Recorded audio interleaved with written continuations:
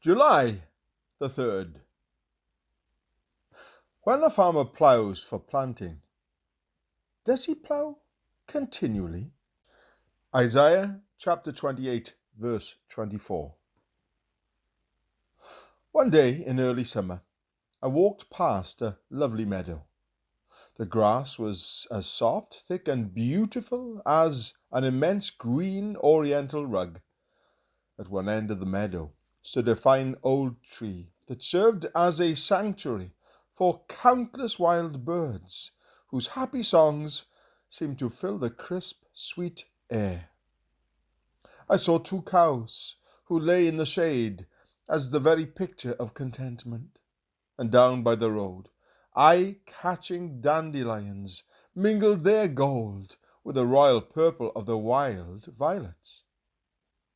I leaned against the fence for a long time, feasting my hungry eyes and thinking in my soul that God never made a more beautiful picture than this lovely meadow.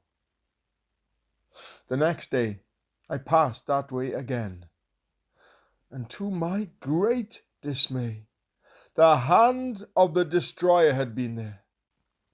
A farmer with a large tractor, which was now sitting idle in the meadow, had in one day inflicted terrible devastation. Instead of seeing the soft green grass, I now saw the ugly, bare brown earth. Gone were the dandelions and the pretty violets, and instead of the multitude of singing birds, there were only a few who were industriously scratching the ground for worms. In my grief I said, "How could anyone spoil something so beautiful?"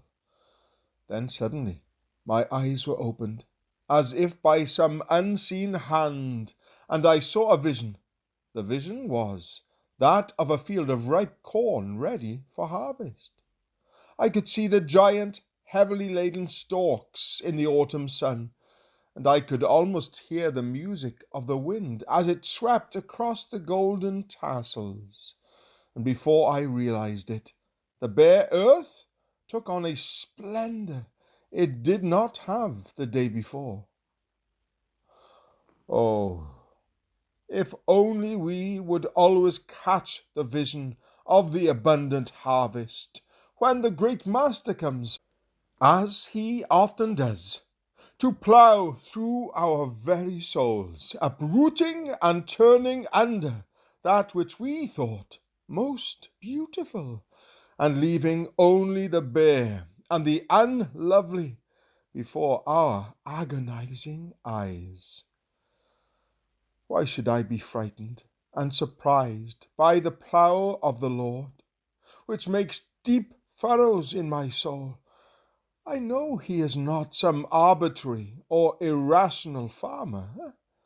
His purpose is to yield a harvest. Samuel Rutherford.